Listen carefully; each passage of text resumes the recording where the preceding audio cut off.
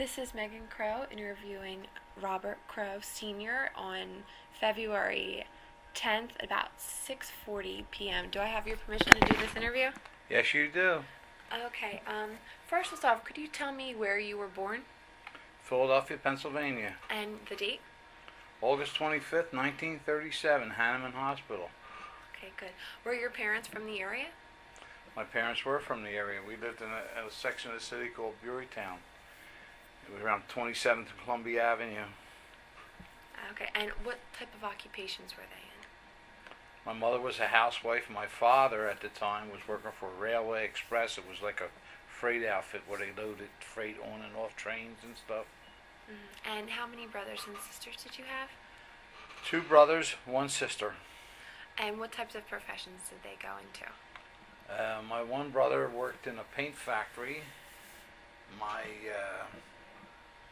sister did lots of different jobs, and mostly in like a cookie plant and stuff like that, packing cookies and stuff. Then at age 39, she went back to school and became a registered nurse. Oh, wonderful. Okay, so could you describe your first memory as a child? My first memory as a child, yeah. I used to go to my mother's mother and father. My grandfather, on my mother's side, had lost an arm when he was only 15. So he only had one arm. So he used to hold me with the one arm on his leg, and we used to sit by the window, and he would tell me stories and stuff. Well, I guess I was only like 2 or 3. I don't know, somewhere around in there. But he occupied me, and I remember him. He died when I was 6. It was Halloween morning. I was going to school dressed as Uncle Sam, and I went up to see him. And when that was it, he died that day, and that was in 1942. Oh, wow. So, but my grandmother, my aunt, also lived in the house, and I used to spend a lot of time there as a boy. Visiting grandmom, close to grandmom. I guess she took good care of me. Made all kinds of goodies. Okay. So your family all lived in the same neighborhood? Yeah, we all lived in the same area. It was at that time we were living in a 1700 block of Marston Street. My one grandmother lived in a 1600 block, and my other grandmother lived in the 1500 block. So I could go to one grandmother and the other grandmother. It was pretty good. My other grandfather was a big, tall guy. His family came over from Ireland and settled in Minersville, Pennsylvania. And they had a rooming house where they take in guys that worked in the mines and give them rooms and fed them. And everybody worked running the place. It was brothers and sisters. He had one sister that went to be a nun, became a nun, and she wound up as a Mother Superior down St. Monica's here in South Philadelphia. And my grandfather, a very young man, he got a little restless and ran away from him. Well, didn't run away from him, he just left. And he became a roustabout in Ringling Brothers Circus, putting tents up and stuff. Then he went on to work in shipyards, and when he met my grandmother, he was a gravedigger, worked in a cemetery. And she had been married and had 4 children, and her husband died.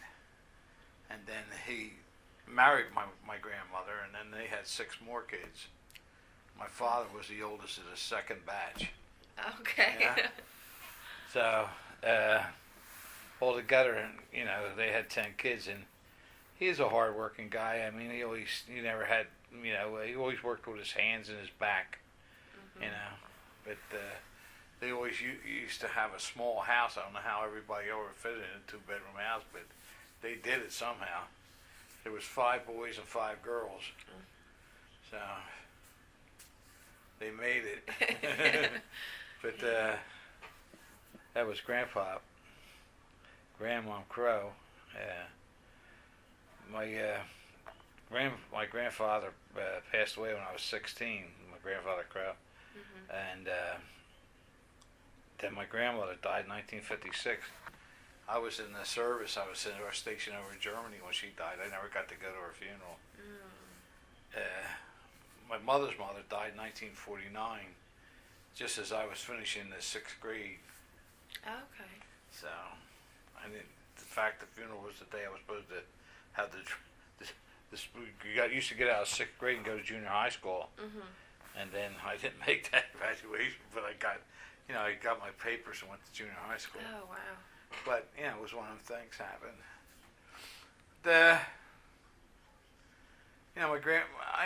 I spent time with my grandparents a lot. I hung around because they were close to me. Yeah, it seems very close. My grandfather, Crowe, he was like a big guy. Big, huge hands, a big, tall guy. He used to take me out to the park. We sit out on the bench, and he'd whittle a piece of wood, tell me he was making me a shillelagh or something, When I got old enough, he made me a shoe shine box so I could go shoe shining and make money. He was good with his hands. Job, yeah. Yeah, he was a good carpenter. He was good with his hands. He showed me stuff and everything. My father,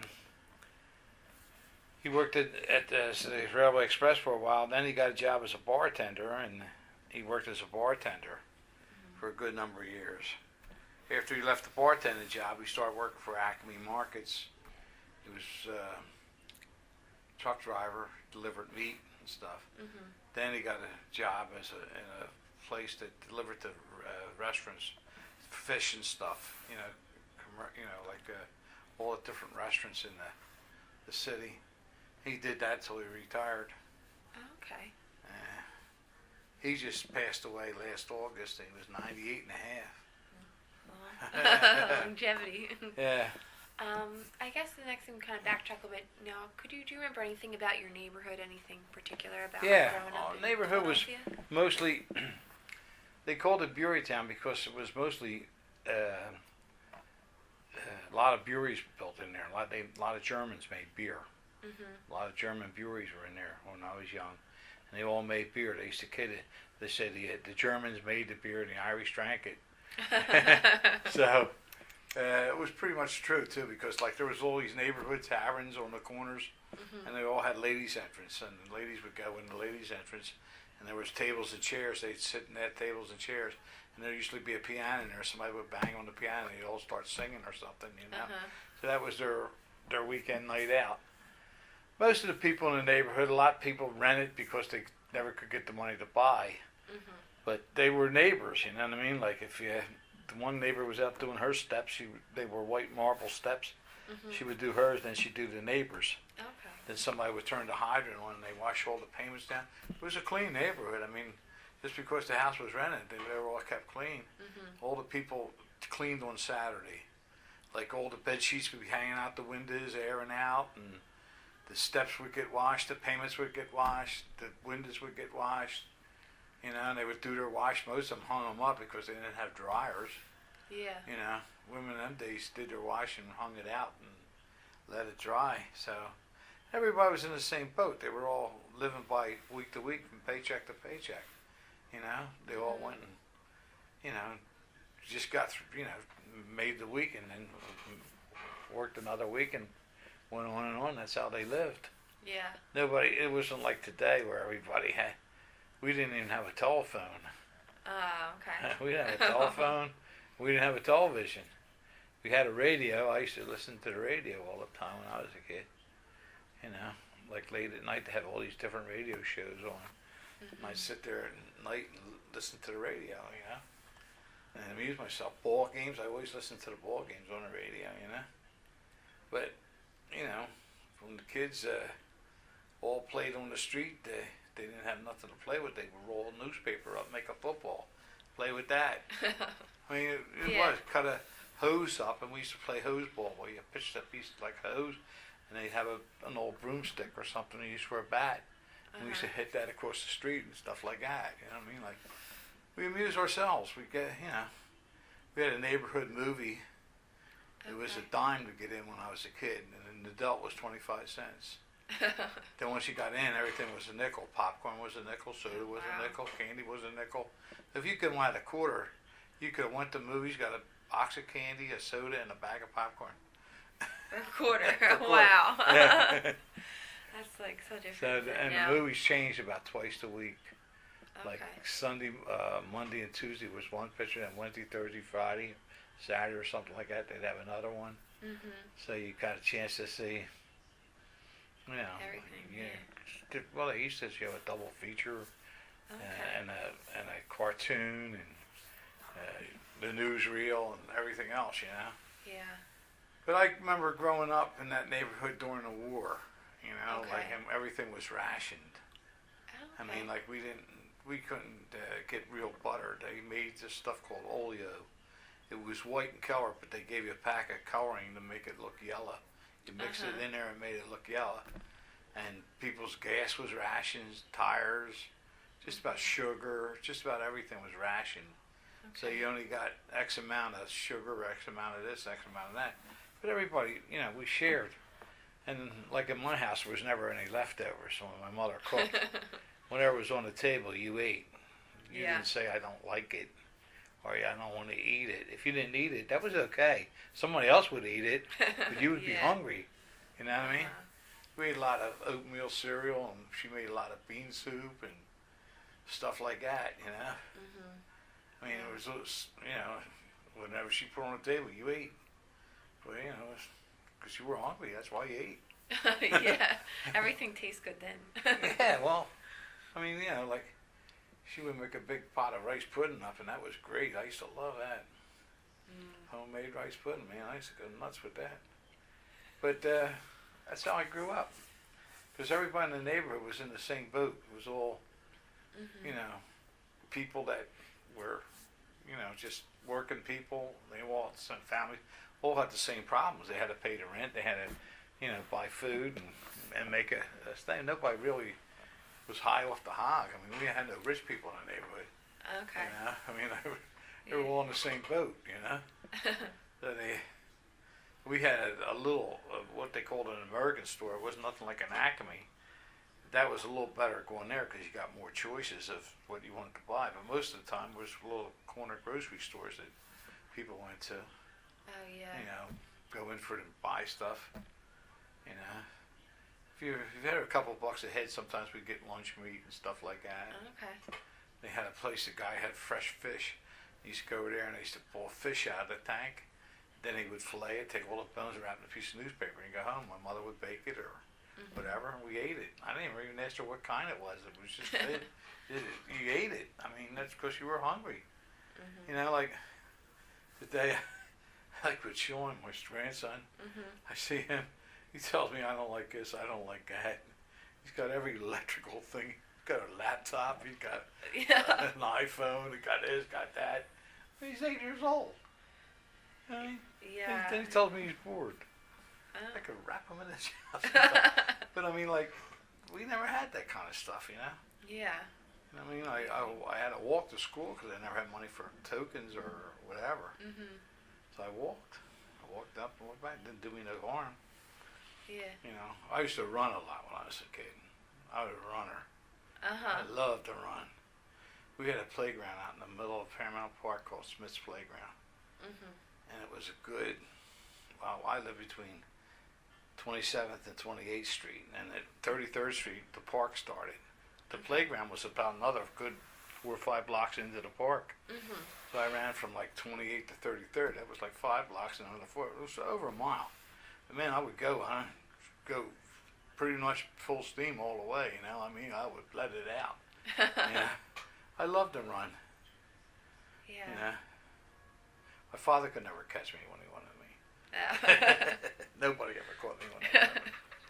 But that was good.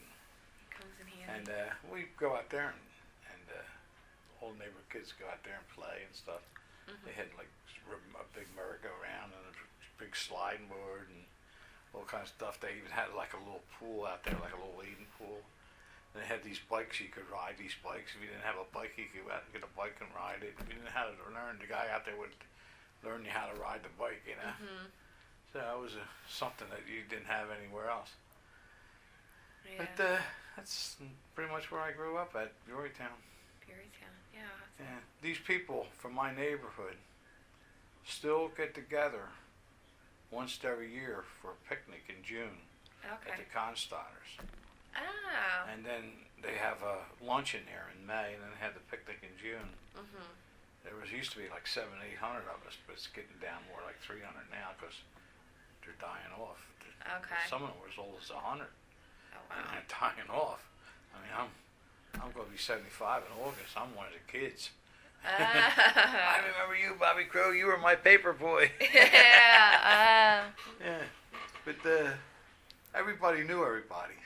Yeah. They had a barber up there that on Columbia Avenue used to cut everybody's hair. Manny the barber. Everybody went to Manny. He got, believe it or not, during the war, he used to go down and get free haircuts in Rayburn Plaza across from City Hall before they made Door Plaza, whatever it is now. Mhm. And he gave 25,000 free haircuts out during the war. Oh. He got them in Ripley's, believe it or not. Oh really? Oh, that was pretty nice of him, you know what I mean? Like, That's a lot cut of hair work. all day and go down there all night. And, you know, he was a nice guy.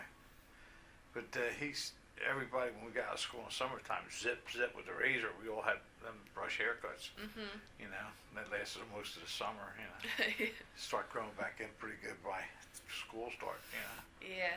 And the men went, all the boys went, everybody went to Manny.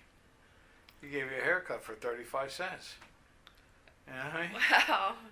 That's what it Can't cost, beat 35 that, cents, yeah. yeah. So, I mean, you know, he wasn't really making a whole lot of money, I guess. Well, back then, you know, the average man made about $75 a week. Mhm. Okay. When minimum wage was $1.20. And there was 3 places in our neighborhood everybody got a job. There was a place called Bayok Cigars that made Philly cigars. It was 9th and Columbia Avenue. Mhm. They actually had the tobacco come up to 9th Street and unload it, and they'd make the cigars in this big factory there. And it was Stetson Hat, 5th and Berks. They had their own hospital, their own credit union. It was like a little city there. They made all the hats for all the Western folks. The Stetsons, you ever hear them talk about Yeah. Stetson? They made them right here in the city for years. Oh wow. Stetson Hat.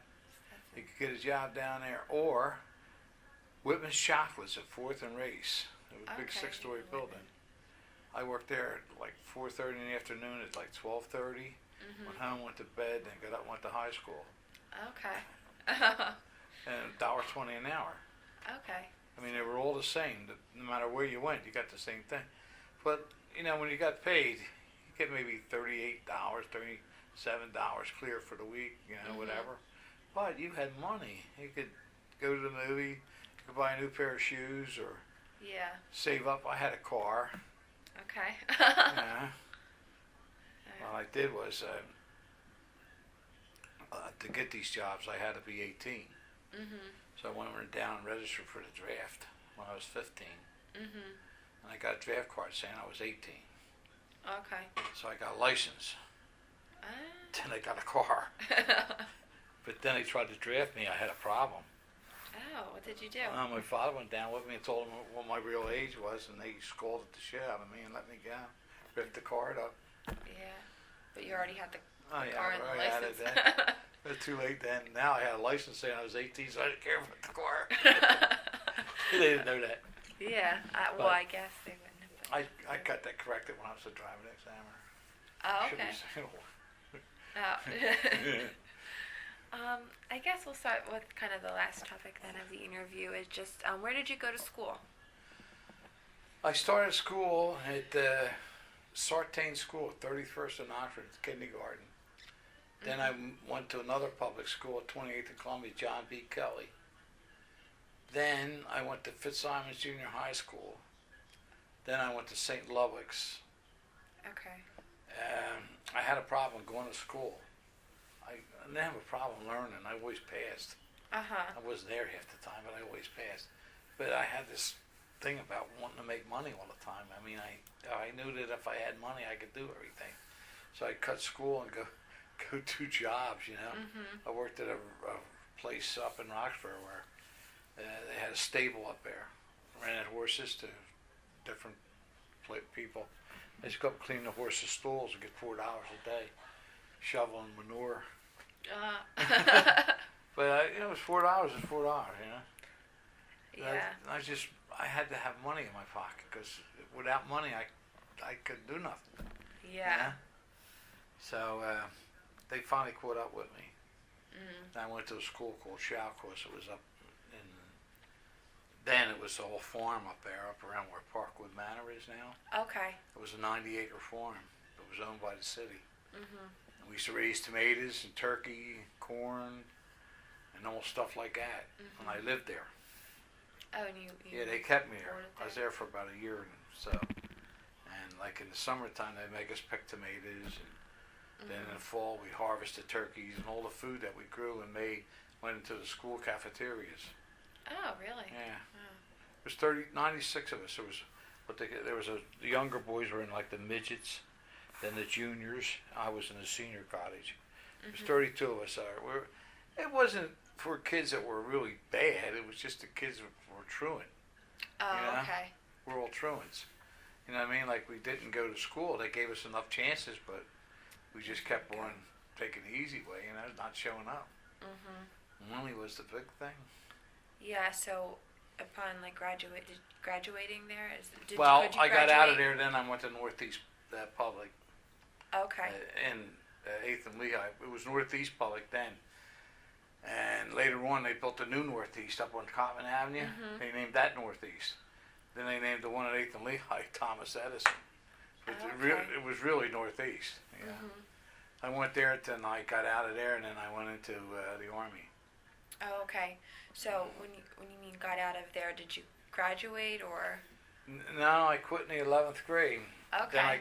Then I finished in the Army with the what's it called, the The GED. GED. Okay. I took everything I could take in the Army because I realized I had to have something to get by with, you know. Yeah. And then, you know, before I went in the Army, I was working in a gas station, and before that, I was working on a truck, delivering tasty cake up to Wilkes-Barre and Scranton. And one guy would drive up, and I would drive back. It was a good job. It was like $93 a week. That was outstanding money. I also had a job in a gas station during the afternoons. I made another $30-some. So I was making more money than most people were. Yeah. So I met my wife, my first wife, Mhm. and I was very young, and we got married. Okay. And then we had a child. And then all of a sudden, everything happened. The truck driving job, they had an insurance company that came in, new insurance company, wouldn't insure anybody under 21. Well, I was already telling them I was 18, and I wasn't. So I couldn't really stay there. I had to leave. There was no union or nothing. So I had to leave the job. Then the guy at the gas station, he got out of work, so he didn't need me no more. He had to work full time. So I lost that job. Now I wasn't doing anything, so I figured, well, I was doing a lot of mechanic work at the gas station. So I got talking to this Army recruiter, and he told me he'd send me to school to teach me to be a mechanic and all this, and I could get out and have a trade. It sounded good, so I went in. Yeah. And I did. I went to basic training in Georgia, but I did go to Aberdeen Proving Grounds. I went to school for 6 months and got a certificate for, you know, being a mechanic. I worked on tanks, Okay. track vehicles, you know, big tanks and stuff. Uh-huh. So then when I graduated from there, they gave me 3 choices. It was stateside, Far East, Germany. I put them down just like that. And I got Germany, last one. Okay. So I went over there, and I stayed 2 years and 4 months in Germany. Okay. And when I got back, I still wasn't 21. I was 20 years old when I got out. Spent 3 years in the Army, overseas. Got out when I got home. I still wasn't old enough to vote or drink. Wow. And then right after I got home, my wife was living with her folks. So I got a job driving a truck, which wasn't very good. Then I got laid off. Then I got another job driving a dump truck, and I got in the union. I started making some pretty good money.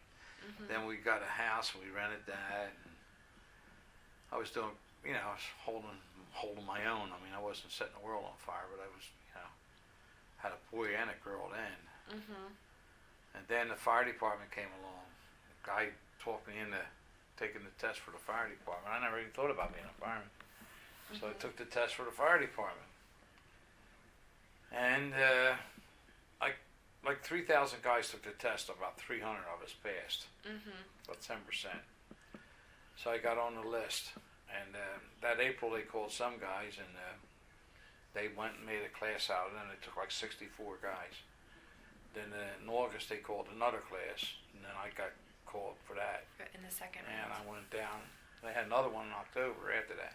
But I went in the middle class, and then they sent me to fire school. We didn't make a whole lot of money as firemen back then.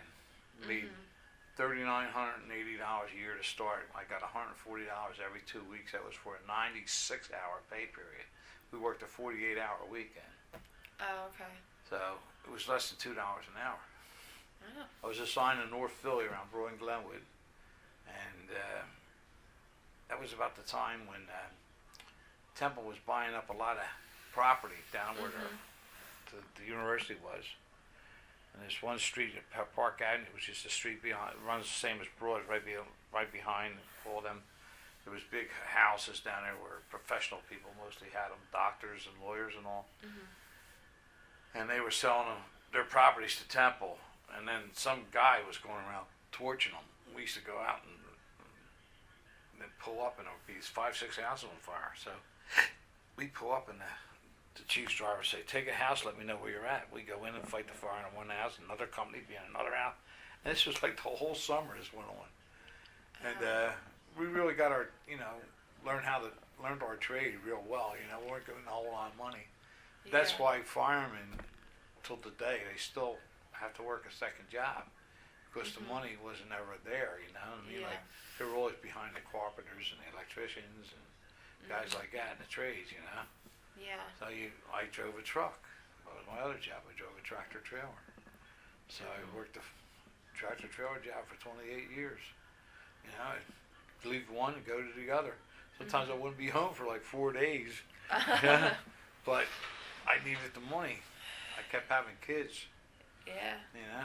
So, when you were... Like every 2 years I'd have another kid. Like, Teresa was born in 58. Your father was 60. 62 was Dara. 64 was Diane. 67 was Michael. Okay. Yeah. So, Spaced. like, they all went to Catholic school. It wasn't as expensive as it is now, but it was still good. They still had to make payments, tuition payments and stuff. So I had to keep working. Yeah. Now, you mentioned you went to, you were in the public school system. Why did you decide to send your children to Catholic school? Because Catholic school offered a better education. Public schools didn't have it. Yeah. You got a way better education going to Catholic school than you did in public school. Come on, it cost more. It was harder, but it was worth it. It was more disciplined for one thing. Yeah. Catholic school, public schools, they just more or less did what they wanted to do, I don't think they had the best educators there to begin with, But Catholic school, there was a lot of nuns then, more than now. Yeah. And they didn't play around with you. I remember the nun I had in 8th grade. Sister Armenia, I'll never forget her as long as I live. Got on me all the time. I made the mistake to lie to her one time. I had cigarettes in my pocket. She come down, she said, "What are you doing with them? They're not mine. I'm holding them for somebody." She said, "Robert, don't never lie to me." She took them and she threw them away. She said, "Don't leave the room when everybody else gets dismissed. You're coming with me." So I went over to the convent, and there was a big clock on the wall with a pendulum that went back and forth. Yeah. There's a straight back chair, and I sat like this, and I wasn't allowed to move my head. I had to stare at the clock. For how long? 1 hour. It was the longest hour I spent in my life. I'd much rather had the ruler and be done with it, Yeah. You used to take the ruler on the side, come across your hand a couple of times. You remembered it. She said at Mass on Sunday at 9 o'clock, Mass at certain port on a certain pew, and you had to go to Mass, and you had to sit in one of them pews in front of her. and she didn't have no book to say who was there or not, but she knew who was there or not. Yeah. Don't try to lie to her on Monday if he wasn't in mass. That was a no-no. She ruled. That girl ruled. Yeah.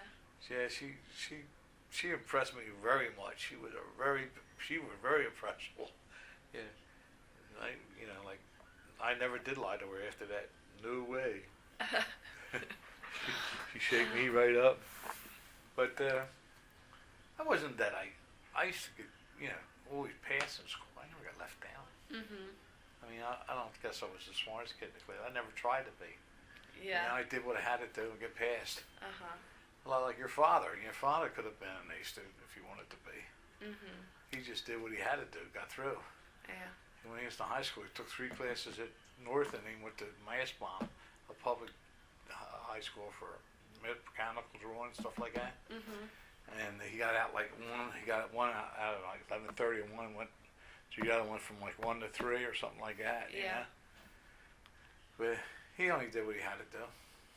Eh. Michael, he got through with Teresa and her girlfriend Mary. Yeah. He would be there and, I got to this project. They would do almost all of his homework for him all the time. I mean, they should have got the diploma. Oh. But none of the kids had a hard time in school. They all got through. Mhm. You know, Dara and Diane both went to St. Hubert's. Mhm. Dara played varsity softball there and all. Yeah. And she was good. She was a big hat. They come in on her. They say oh, this big fat girl, she can't hit that ball anywhere. Well, they were sorry they said that. she knocked it over their heads. They moved back after that. Yeah. They leave her alone. She swung left-handed too, Uh-huh. and she could really hit a ball. I'll tell you. You didn't want her running into you. Oh. Yeah. Diane played, but she never made varsity, Mhm. But Yeah. Dara was good Uh-huh. Nice. there. Teresa went to Little Flower, and your Uncle Pete and Robert and Michael all went to North. Mhm. Joey and Margaret Mary, Joey, Alicia, and Debbie all went to Ryan. Mhm. Tom went to that agricultural school up on Henry Avenue. Okay. Yeah. Saul, Saul. he got through there. Yeah. He was so far ahead of them kids from going to St. Albert's Uh-huh. that he used to help the other kids with the math up there. The math that they got in high school, he got in like 6th, 7th grade. Oh wow.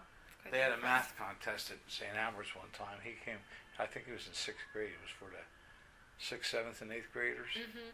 He came out like 2nd in the school for the math. Yeah. Tom was good. I mean, Tom could have been good. Tom had a good head on his shoulders, Yeah. but he wasn't interested. Yeah. He made the mistake telling the teacher homework was dumb. Advisable. It's dumb stuff. He get 80s and 90s in his test. He's just about get a passing mark because he never did no homework. Yeah. Oh. And what he did, I guess he couldn't read anyway. He never took the time with his writing. When he took the time, he could understand them. Yeah. But he scribbled all the time, I said, Oh. Tom, why don't you try to do it right? I know you could do better than that. Yeah. Oh, it's all right, Dad. They'll understand it. I said, no, they won't either. I said, I'm looking now. I don't understand it. I said, but Tom is Tom. Yeah. Nobody could tell Tom nothing. Yeah. Wow. Yeah, he's a hard case. Mhm. But whatever. That's where I grew up, and that's about me. Yeah. When my first wife died of kidneys, Mhm. and the kidneys, and she was 36, Okay. and that was 1972. Yeah. So then I was a single man with 6 kids for 2 years, Uh-huh.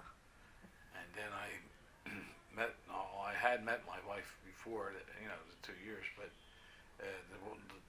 my second wife, and then finally we got married in October '74, Mhm. and then we had the 5 more kids, Mhm. So I must have been nuts because nobody has 11 kids. I mean, you have to be goofy to have 11 kids. Think about it. That's a lot of But children. she worked as a nurse and made more money than I did, and that's what helped us Yeah. get through. Mhm. If I didn't have her, we wouldn't have had nothing. Yeah. Because, you know, her salary was always more than mine. Even Mhm. working 2 jobs, she made more than I did. Oh wow. I mean, like, her profession, she did it well, good job too, you know what I mean? Mhm. And that's how we made it, you know. I always took jobs that had pensions connected to them Mhm. and benefits. Yeah. I worked for the city and then I worked for the state. Mhm. Same benefits, Okay. same pension, So it would be like 2 pensions. absolutely, Nice. and Social Security. Okay. Reagan would turn over his grave. I used to talk about people being double dippers. Uh-huh. I'm a triple dipper. Uh-huh. But I worked for all. Yeah. I didn't give it. They didn't give me nothing. Mhm. You know? So, Yeah. I mean, you know, all the cold nights I froze myself to death out there on the fire grounds and stuff. Uh-huh. And then giving them tests wasn't Yeah. always the happiest time of my life with people that couldn't speak English. Uh-huh. You know, you could only point to the people that couldn't understand English Mhm. and hope that they did what they were supposed to do and they didn't hit nobody, Yeah. you know, out on the street. Uh-huh. Then for 4 years I was down at the airport. I was doing trucks and buses. I was on 95 and tractor trailers on rainy days. Yeah. That got a little shaky, Yeah. but, Imagine. you know, I did what I had to do, Yeah. you know, so I always went for the benefits and the pension. Mhm. Now, you know, I'm way better off than what if I did stayed in the fire department. Because the fire department, you only got like 3 years Blue Cross after you quit. 4 Uh-huh. years maybe, something like that. Yeah. But after 15 years with the state, you get full Blue Cross Blue Shield and prescription Okay. for life. Now that I'm a diabetic, I need that. Yeah. Because insulin's expensive. Mhm. So it's all So covered. I would pay more for my medicines than what my pension would be worth. Oh. Absolutely. Yeah. Oh, Then Margaret, mhm. she takes a lot of pills. Mhm. She's got diabetes, but she don't take insulin. She takes a pill for it. Mhm. But she's got rheumatism and arthritis and stuff like that there. And she's doctoring. She just was in the hospital for a week for Mhm. asthma. Oh yeah. So I mean, stuff like that. She needs a prescription plan too. Mhm. So we're thankful for that. Mhm. We got that.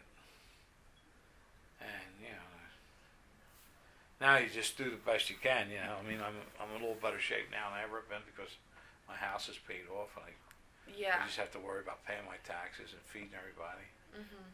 Of Okay. course, getting Alicia back with the 2 little boys, that ain't helping me none. Yeah. I mean, like, I'm really raising them, Uh-huh. or a bigger part of it. Yeah.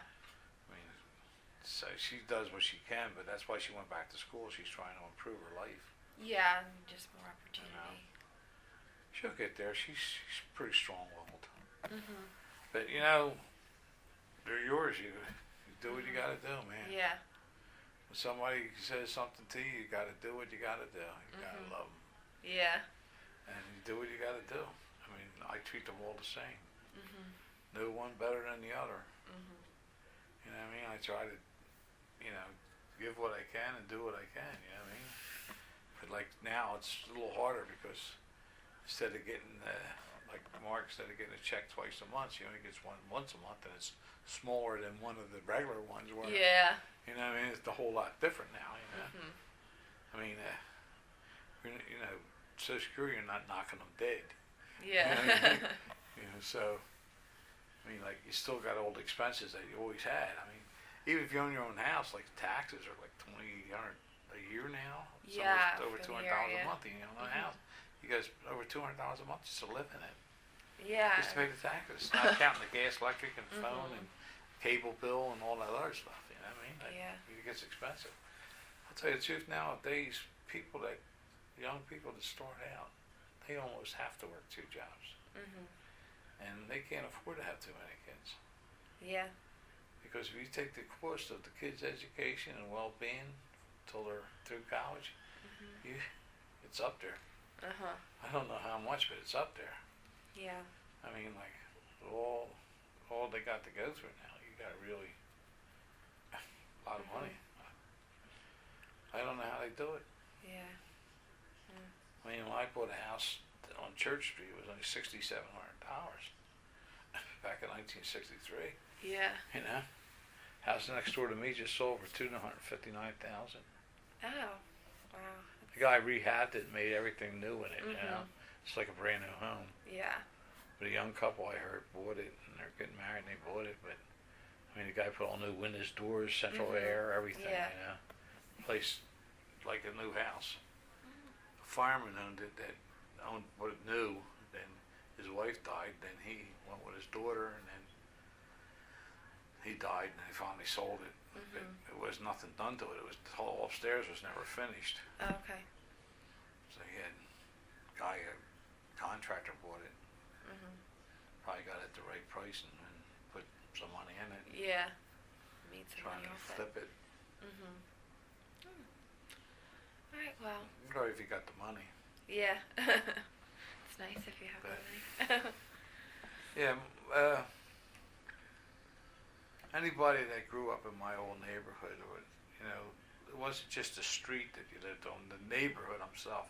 I mean, I was a paper boy, so I knew people on every street. I used to deliver the papers. Yeah. Every day, and on Sundays. Make it like $7 a week. Okay. Money. Yeah. Oh, he says. You know what I mean? I would do anything for $1. We used to collect iron and during the war. Okay. And stuff that they needed for war materials and sell to the junk man. Everybody did it because they needed it. They needed rubber, they needed aluminum, they needed this, they needed that. And we used to go out and gather it up in a wagon and go sell it for whatever you could get. Yeah. I mean, like, I wasn't too proud to do anything, man. Money was money. You know what I mean? Yeah. Shovel manure or anything. So I mean, like, I probably would have been better off staying in school and maybe trying to go to college, I don't know. Maybe I would have gotten a better job, worked less or whatever, but, I did what I did. Yeah. Like driving that truck wasn't always easy. Yeah. I drove tractor trailers. I used to go to Camel Soup Company over in Jersey. After I worked at the firehouse all day, I'd get over there like 7 o'clock back in. There were like 1,300 cases of soup on the truck. It was 40,000 pounds. Took me like 6.5 hours to load the truck. On a hot summer night, you could take your T-shirt off and wring it out.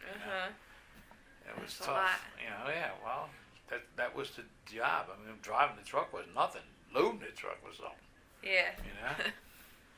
But like the place, none of the regular drivers liked to do that. So they had the loads. They didn't want to do it. They'd back out. They wouldn't do it.